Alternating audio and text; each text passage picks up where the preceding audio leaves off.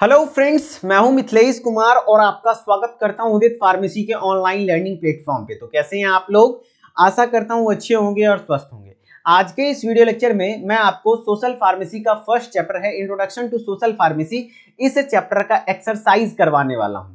Exercise video का मकसद क्या होता है? आपको एक ओवरऑल आइडिया लग जाना चाहिए इस चैप्टर से कि किस प्रकार के क्वेश्चन आपके एग्जाम में पूछे जा सकते हैं, क्योंकि एक्सरसाइज वीडियो में हम उन्हीं क्वेश्चन को इंक्लूड करेंगे जो क्वेश्चन का एग्जाम में आने का संभावनाएं ज्यादा हो, यानी वो इंपॉर्टेंट क्वेश्चन रहने वाला है। ठीक है, और एक्सरसाइज में हर प्रकार के क्वेश्चन आपको करवाया जाएगा, चाहे वो एमसीक्यू हो या फिर very short answer type question हो, शॉर्ट हो या लॉन्ग हो। आपको क्या करना है, तो मैं यहाँ पर एमसीक्यू या फिर जो भी क्वेश्चन करूंगा उसको एक्सप्लेन अच्छे से कर दूंगा। आपको खुद से उसका लिखने का प्रैक्टिस करना है ताकि एग्जाम टाइम पे आपके पास बर्डन नहीं आए और एग्जाम में जब आप कॉपी लिखने बैठे तो आपको इस प्रकार का डर ना लगे कि क्या लिखे। पहले से लिखे रहेंगे, प्रैक्टिस किया हुआ रहेगा तो बहुत ज्यादा बेटर रहेगा। ठीक है, तो चलिए स्टार्ट करते हैं। सबसे पहले हम लोग एमसीक्यू करवाते हैं और एमसीक्यू को मैं यहीं पर अच्छे से सॉल्व करवा दूंगा, लेकिन मेनली आपको सब्जेक्टिव पर प्रैक्टिस करने की जरूरत है। जिसका इंग्लिश कमजोर है खास करके उनके लिए मैं बता रहा हूं, वो तो जरूर आंसर को लिखेंगे और मैं बता दूंगा कि आप अपना आंसर कहां सेंड करेंगे, जिससे मैं आपको चेक करके भी बताऊंगा कि आपके आंसर में क्या कुछ बदलाव करना है, क्या कुछ सुधार करना है या फिर कितने मार्क्स मिल सकते हैं। ठीक है, चलिए तो सबसे पहला क्वेश्चन है, which of the following dimension is not included in the WHO definition of health?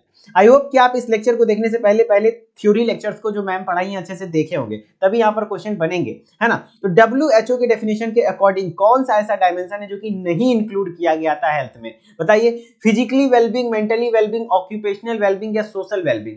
तो WHO यानी क्या होता है? World health organization. इसका फुल फॉर्म कई बार ध्यान से याद रखिएगा, पूछ लिया जाता है। WHO का full form world health organization. इसके द्वारा हेल्थ का एक डेफिनेशन दिया गया जिसमें किस किस चीजों को, किस किस डायमेंशन को रखा गया था। तो इसमें मेनली 3 डायमेंशन को रखा गया था WHO के अकॉर्डिंग जो दिया था।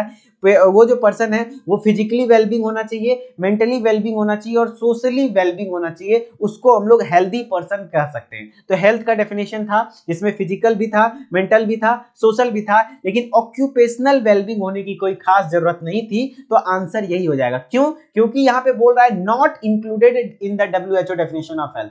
WHO के डेफिनेशन के अकॉर्डिंग क्या क्या नहीं था, तो ये ऑक्यूपेशनल नहीं था। ठीक है, 3 ही चीज था, physically wellbeing, mentally wellbeing and socially wellbeing होना चाहिए पर्सन, उसको हम लोग हेल्दी कह देंगे। ठीक है, चलिए दूसरा क्वेश्चन है, which of the following is not a dimension of health? कौन सा डायमेंशन हेल्थ का नहीं है? 5 डायमेंशन आपको मेनली पढ़ना था। कौन कौन सा? फिजिकल डायमेंशन, जी हाँ, फिजिकल डायमेंशनल तो होता ही है। न्यूट्रिशनल, सोशल या मेंटल? तो सोशल भी होता है, मेंटल डायमेंशन भी होता है, और एक क्या था? इमोशनल, दूसरा था स्पिरिचुअल। तो इस प्रकार से 5 हो गया, लेकिन न्यूट्रिशनल आपका नहीं होता है। न्यूट्रिशनल डायमेंशन यहाँ पर अलग होता है ना। यहाँ पर जो मेनली डायमेंशन ऑफ हेल्थ है उसमें 5 थे। कौन कौन सा?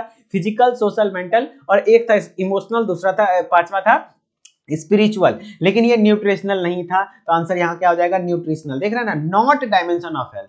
तो 5 को कौन कौन सा मैं बता रहा हूं ना, फिजिकल, सोशल, मेंटल, स्पिरिचुअल और इमोशनल था। ठीक है, चलिए नेक्स्ट क्वेश्चन है, an ideal health indicator should be? Ideal health indicator मतलब है जो कि स्वास्थ्य सूचक होता है, वो एक अच्छा स्वास्थ्य सूचक होने का क्या क्या, किसको हम लोग अच्छा स्वास्थ्य सूचक कहेंगे? क्या वो सेंसिटिव होना चाहिए? जी हाँ। स्पेसिफिक होना चाहिए? जी हाँ। रिलेवेंट होना चाहिए? जी हाँ। तो यहाँ पे ऑल ऑफ द आंसर हो जाएगा कि कोई भी एक आइडियल हेल्थ इंडिकेटर होने के लिए उसमें यही होना चाहिए, वो हेल्थ इंडिकेटर सेंसिटिव भी होना चाहिए, स्पेसिफिक भी होना चाहिए और रिलेवेंट भी होना चाहिए। ठीक है, चलिए नेक्स्ट है एनएचपी यानी नेशनल हेल्थ प्रोग्राम। कहीं पे भी लिख देगा शॉर्टकट में एनएचपी, तो मतलब आपको समझ जाना है नेशनल हेल्थ प्रोग्राम है। Was declared by the Indian government in? Indian government के द्वारा एनएचपी कब डिक्लेयर किया गया था पहली बार? तो 1983 में किया गया था। कब किया गया था? 1983 में किया गया था।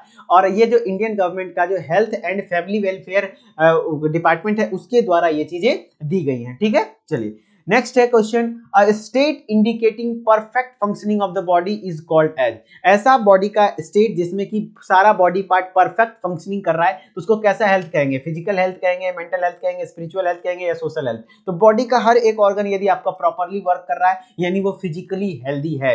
उसको मानसिक रूप से कोई दिक्कत होगा, लेकिन फिजिकली यानी उसके शरीर में किसी प्रकार का कोई कष्ट नहीं है, कोई शारीरिक दिक्कत नहीं है, तो फिजिकल हेल्थ ही कहलाएगा। कह रहा ना indicating perfect functioning of the body, उसका बॉडी परफेक्ट फंक्शनिंग कर रहा है, इसका मतलब वो फिजिकल हेल्थ है। ठीक है, चलिए नेक्स्ट है, अब हम लोग very short answer type question कर लेते हैं, जो कि 1 आध मार्क्स के क्वेश्चन में आता है, कभी कहीं कहीं 3 मार्क्स का क्वेश्चन भी आ सकता है। मतलब ये क्वेश्चन आपको किसी प्रकार से देखने को मिल सकता है, हो सके तो 1 नंबर में आ जाए, 3 नंबर में आ जाए। 3 नंबर में आएगा तो थोड़ा सा इसको अच्छे से लिखेंगे, और किसी किसी के स्टेट का एग्जाम पैटर्न अलग होता है। मेनली क्वेश्चन यही सब इंपॉर्टेंट है, चाहे वो आप किसी भी स्टेट से हैं, है ना। सारे स्टेट के एनालिसिस करते हुए मैं बता रहा हूँ। इसमें लॉन्ग क्वेश्चन पूछा जाता है सिर्फ, तो वो लॉन्ग क्वेश्चन में इस प्रकार से क्वेश्चन आ सकता है, तो उसको लॉन्ग में लिखना पड़ेगा। पढ़ाया हुआ थ्योरेटिकली सब कुछ है, वही चीजों में से क्वेश्चन अलग अलग प्रकार से बनेंगे, वो सारे क्वेश्चन मैं करवा दे रहा हूँ, आपको इसका लिखकर प्रैक्टिस करना है। जैसे पहला क्वेश्चन है, define social pharmacy and physical health. तो सोशल फार्मेसी का डेफिनेशन आपको पता होना चाहिए, है ना। इसमें हम लोग क्या पढ़ते हैं, ये सोशल फार्मेसी किसके डील करता है, तो मेडिसिन का रोल विद किसके साथ, स्पिरिचुअल, एथिक, होलिस्टिक पर्सपेक्टिव के द्वारा क्या होना चाहिए, मेडिसिन का रोल पढ़ते हैं यहाँ पर पूरा अच्छे तरीके से, है ना। फिर फिजिकली हेल्थ क्या होता है, वो चीजें हैं। Enlist role of pharmacist in public health. Public health में कम से कम फार्मासिस्ट का रोल, कम से कम 5 पॉइंट्स तो आपको जरूर याद होना चाहिए कि फार्मासिस्ट का रोल क्या है पब्लिक हेल्थ में। फिर है डिफाइन स्पिरिचुअल हेल्थ, जो आध्यात्मिक स्वास्थ्य है, इसका क्या मतलब है। इसका मतलब क्या होता है कि किसी इंसान के अंदर उसमें होप ऑफ लाइफ हो, उसके लाइफ का एक पर्सनल एथिक हो, लव, चैरिटी, ये सब चीज में विश्वास करता हो, अध्यात्म मेडिटेशन में विश्वास करता हो, उसके लाइफ का एक गोल हो, है ना, एक दिशा में वो जाए, जीवन को जिए, वो स्पिरिचुअल हेल्थ कहलाता है। ऐसा नहीं है कि उसको लाइफ का कोई गोल नहीं है, मेडिटेशन, भगवान में कुछ नहीं मानता हो, नहीं, पूरे अच्छे तरीके से भगवान पे भरोसा करता हो, सब कुछ अच्छे से चले, वो स्पिरिचुअल हेल्थ कहलाता है। ठीक है, चलिए। उसी तरह से शॉर्ट आंसर टाइप क्वेश्चन में आपको पूछा जा सकता है, what are various determinants of health. Health का अलग अलग डिटर्मिनेंट के बारे में बताइए, एक्सप्लेन इन डिटेल, और इसको डिटेल में बात करिए। तो अलग अलग जो डिटर्मिनेंट है हेल्थ का, उसको बताना है। तो डिटर्मिनेंट्स ऑफ हेल्थ उसको कहते हैं जो भी किसी भी इंडिविजुअल हो या फिर कोई पॉपुलेशन का हेल्थ को इफेक्ट करे, है ना, इन्फ्लुएंस करे कोई फैक्टर, उस सारे फैक्टर को हम लोग क्या कह देते हैं, डिटर्मिनेंट्स कहते हैं, है ना। जैसे कि आपका अलग अलग हो गया, एजुकेशन वगैरह हो गया, और भी सारे determinants, point wise point ma'am करवाई हुई, आपको पॉइंट बाय पॉइंट आपको ध्यान में रखना चाहिए। ठीक है, जेंडर हो गया, और क्या कहते हैं, कल्चर हो गया, एनवायरमेंट हो गया, कई सारे डिटर्मिनेंट्स हैं। Explain about dimension of health. Health का मैंने 5 डायमेंशन बताया, पांचों डायमेंशन को अच्छे से समझना है। फिजिकल हेल्थ क्या होता है, मेंटल हेल्थ क्या होता है, सोशल हेल्थ क्या होता है, इमोशनल हेल्थ क्या होता है, स्पिरिचुअल हेल्थ क्या होता है, वो लिखना है। How will you define physical, mental, social and spiritual health. तो आपको ये पांचों हेल्थ के बारे में कहना है कि फिजिकल हेल्थ क्या होता है, मेंटल हेल्थ क्या होता है, सोशल हेल्थ क्या होता है, स्पिरिचुअल हेल्थ क्या होता है, सब कुछ पढ़ाया हुआ है, इसको लिखने का प्रैक्टिस करिए। लॉन्ग क्वेश्चन में आपको पूछा जाता है, right about various indicators of health. Health का अलग अलग स्वास्थ्य सूचक जिसको कहते हैं, जिसके द्वारा आप किसी भी इंडिविजुअल या फिर आप पॉपुलेशन में स्वास्थ्य को सूचित कर सकते हैं कि मतलब क्या है, वहाँ का हेल्थ कैसा चल रहा है ना। जैसे डेथ रेट वगैरह होता है, मोर्टेलिटी रेट वगैरह, यहाँ पर बहुत सारे पैरामीटर्स हैं, वो सारी चीजें आपको यहाँ पर लिखना होगा।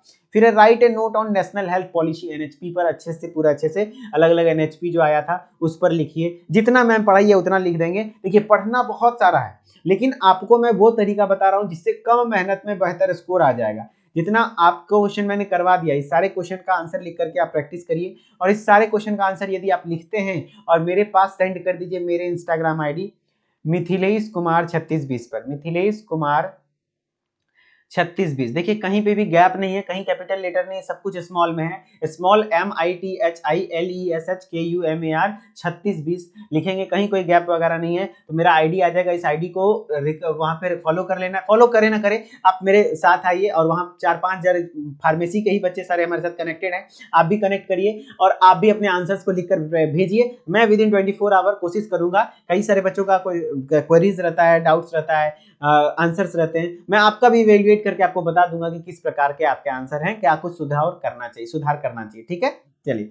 आई होप कि आपको यह वीडियो अच्छी लगी होगी और सही तरीके से आपको एक गाइडेंस मिला होगा कि नहीं, इस चैप्टर से किस प्रकार का क्वेश्चन आ सकते हैं, है ना। तो उसको लिखने का प्रैक्टिस करिए और आगे अपनी पढ़ाई को कंटिन्यू करिए। आई होप कि आप लोग बहुत अच्छे तरीके से फार्मेसी को कंप्लीट करें और अपने भविष्य को सुनहरा निश्चित करें। ठीक है, चलिए मिलते हैं नेक्स्ट वीडियो में, तब तक के लिए धन्यवाद। Okay, bye bye.